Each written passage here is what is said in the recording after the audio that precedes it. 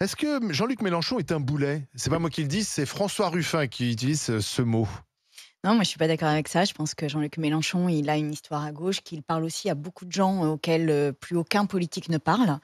Et en fait, pour moi, c'est un prétexte, cette histoire de mettre Jean-Luc Mélenchon en permanence au centre du jeu, c'est un prétexte et je l'ai dit sur d'autres plateaux, mais je le pense sincèrement et d'ailleurs ça s'est un peu vu, c'est que, s'il y avait pas Jean-Luc Mélenchon, ça tomberait sur moi ou sur d'autres. Enfin, je veux dire à un moment, Bah, en fait, il faut trouver des espèces de figures comme ça qui, il y a eu quand même des mmh insoumis qui ont été évincés, Alexis Corbière, Raquel Garrido, qui se oui, sont oui, et je présentés quand regrette ces même. décisions, il y a pas de problème. Enfin, à un Il y a des moment, déchirures. c'est Mais ça veut Jean-Luc dire non, Mélenchon, si vous allez enfin vraiment, moi, si vous allez par exemple parler à des jeunes, dans les universités et cetera, il y a il est vraiment, très populaire. mais bien sûr et en fait, il va aussi, amener à des votes des gens qui sinon, n'iraient pas voter donc voilà, moi Mais la façon je dont rentre pas oui, dans bien ce sûr. Mélenchon bashing permanent. D'accord, mais c'est François Ruffin, hein, qui dit ça. Et est-ce que ça veut dire que quel que soit le résultat dimanche, ce nouveau Front populaire va éclater et ça va être des déchirements, des batailles entre vous? Alors, ça va être l'enjeu de dimanche de conserver ce Front populaire et de le renforcer même pour que ce soit pas, perçu par les électeurs et électrices comme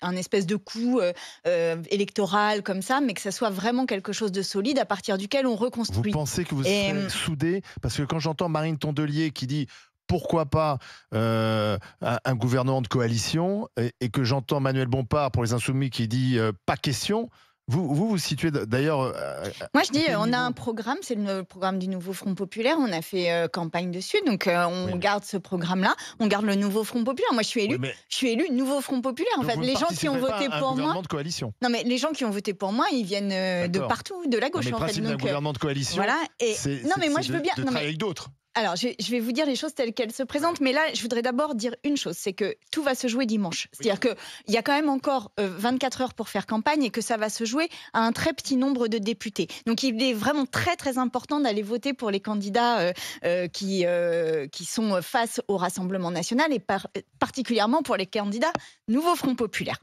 Donc, je vous réponds sur la coalition. En fait, dimanche, il peut se passer quoi? Il peut se passer une majorité absolue du RN. Il peut se passer une majorité relative du RN.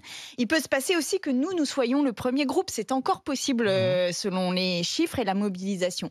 Et en fait, aujourd'hui, une des possibilités qui se présenterait à nous, ce serait que nous soyons en majorité relative, mais pas suffisamment pour passer le cap.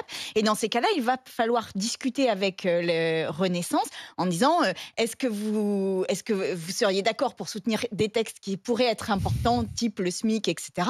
Et là, on verra la réponse de la Macronie face à ça. Parce que moi, j'aimerais vraiment connaître leur positionnement sur le fait de revenir sur la réforme des Ah retraites bah, vous de croyez vraiment 64 qu'ils ans, vont revenir sur sur la réforme des l'augmentation du retraites? SMIC. Oui, mais du coup, c'est pas. Enfin, Mais en voilà, fait, j'ai moi l'impression que je dis. Non personne ne veut mais faire des efforts si pour si. rejoindre l'autre. Non mais moi je veux bien C'est ça une faire des. coalition. Si, je veux bien entendre qu'il faille faire des efforts, mais pas sur ce qui est au fondement pour moi du vote RN. Et ce fondement du vote RN, c'est le sentiment de relégation et les difficultés économiques. Donc ça, moi là-dessus, par exemple, je ne transigerai vraiment pas. D'accord. Mais après, ça veut dire qu'on peut quand Alors, les même questions très courtes, ouvrir parce qu'on pour n'a d'autres. pas beaucoup de temps. Hein, donc, c'est 15 secondes à ces questions. Jean-Louis Bonamy. Je vais vous poser une question parce que j'ai entendu que vous étiez une militante féministe convaincue et donc j'aimerais simplement connaître votre avis, c'est une question qui a été posée, sur le clip de rap anti-RN qui est sorti très récemment et où en effet, en plus de l'éloge du trafic de drogue, il y avait des propos assez brutaux concernant les femmes. On peut dire J'aimerais savoir sexiste si même. vous condamnez ce clip.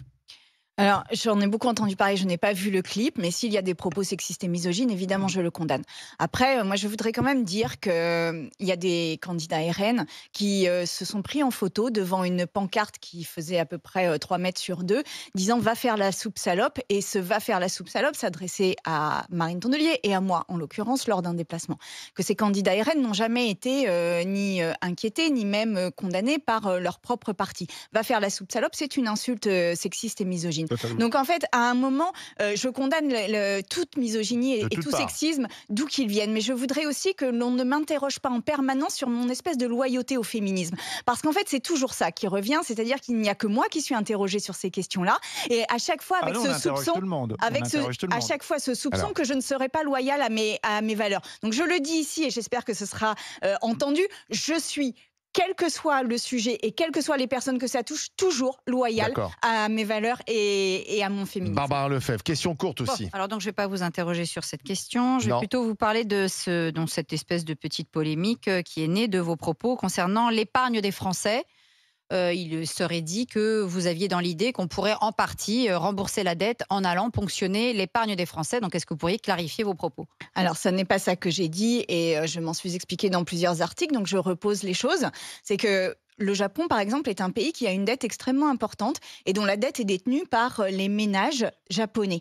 De sorte qu'en fait, ça lui donne une capacité à agir sur son économie qui est bien supérieure puisqu'il dépend moins. C'est un pays qui dépend moins des agences de notation, des marchés financiers, etc. Donc, un des enjeux pour retrouver de la souveraineté, c'est de faire en sorte qu'une partie de la dette puisse être possédée aussi par des ménages français. Alors, pour ça, il y a plusieurs solutions. Quand vous avez une assurance vie, par exemple, et c'est le 41% du patrimoine français, du patrimoine financier des Français est placé dans l'assurance. Voilà, c'est le produit préféré des Français. Et là, vous avez des obligations. Les obligations, en fait, ce sont des titres de dette d'État, mais pas français forcément. C'est-à-dire, c'est des titres de n'importe quel pays. Moi, je voudrais qu'on incite. Non, parce que les obligations, ça a des rémunérations qui sont fixées à l'avance. Mais je voudrais qu'on incite les banques dans ces produits d'assurance vie à placer prioritairement sur la dette française par rapport à d'autres dettes. Et par ailleurs, la préférence nationale sur les marchés financiers, ça marche pas. Par ailleurs, il y a des pays qui ont eu des innovations. Je cite par exemple l'Italie d'avant Meloni, qui avait émis un titre du Trésor directement pour les ménages en disant vous pouvez investir dans la dette italienne. Et absolument. Et voilà votre rémunération. En fait, c'est ça. Et donc, ce serait au contraire même un renforcement de l'épargne. Vous rassurez les Français, vous n'avez pas à piocher dans leur livret A. Non. Au contraire, moi, je pense qu'il faut augmenter la rémunération du livret A. Moi, je voudrais, pareil, 15 secondes de question économique que je peux vous poser à vous et aussi au Rassemblement national. Vous voulez augmenter le SMIC de 1200 et quelques à 1600.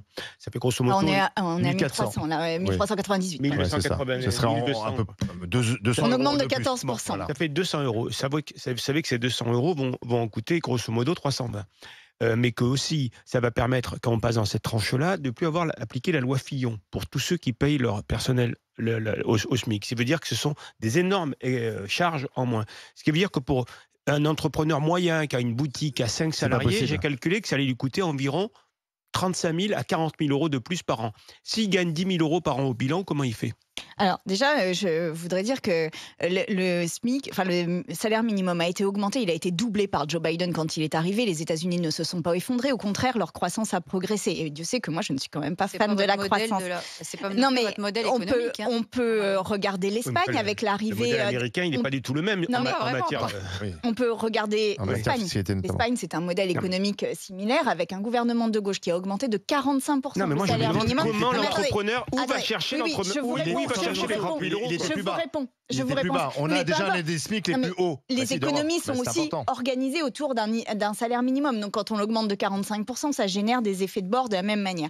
Mais comment répondez-vous à l'inquiétude des chefs d'entreprise ? Mais ce que ça a généré en Espagne, c'est plus d'emplois, plus de CDI et plus de croissance. Et donc, je vous réponds, nous avons conçu un système d'aide pour les petites et moyennes entreprises qui permettrait d'absorber le choc d'augmentation du salaire minimum, de sorte qu'en fait, ce ne serait pas un handicap pour les entreprises, mais par contre, ce serait du pouvoir d'achat supplémentaire pour celles et ceux qui en ont absolument besoin et qui le redépenseraient dans l'économie. Oui, mais c'est pas l'entreprise qui va le récupérer, ce pouvoir d'achat récupéré. Voilà, à moins qu'ils achètent tout dans la même entreprise, mais je crois pas. Mais au contraire, les entreprises espagnoles, par exemple, ont vu leur si c'est du pouvoir d'achat pour acheter sur Chine et pour acheter du Made in China, ça ne va même pas avec votre modèle économique et vos valeurs. Le vœu est louable. C'est Sandrine Rousseau qui répond. Déjà, je précise que les personnes qui sont aujourd'hui au SMIC ne sont pas en capacité d'aller acheter des trucs sur Chine, si, sur Internet, bien sûr que si. Des trucs de luxe, etc. Mais ce que pas du luxe, en Espagne, je le redis, le salaire minimum a augmenté de 45%. Ça a profité aux entreprises espagnoles. Alors évidemment, il y en a une partie qui ira ailleurs, c'est évident. Mais ça veut dire qu'aussi une partie bénéficie aux entreprises espagnoles. Et encore une fois, c'est des chiffres des ministères espagnols. Donc, je veux dire, à un moment, on peut faire peur et se dire que tout va. Mais là, il y a des exemples très concrets de cercles vertueux qui se sont mis en place. Par ailleurs, je redis que quand on augmente le SMIC, en fait, on augmente véritablement la consommation immédiate de personnes qui en ont besoin.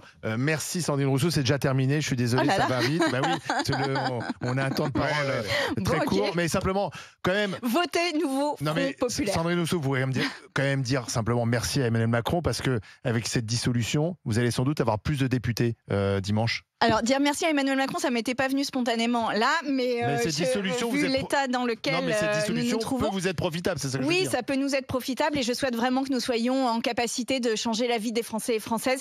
Mais franchement, Emmanuel Macron, respectez nos institutions et la démocratie, nous nous en sortirons bien mieux. Merci Sandrine Rousseau. Dans un instant, la France, les Français en direct. Nous partons après avoir été dans la Marne. Il faut que je retrouve ma feuille. Oui, c'est ça. Et bonne mémoire, Barbara.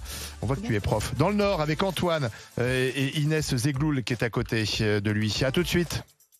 RMC jusqu'à midi. Les grandes gueules.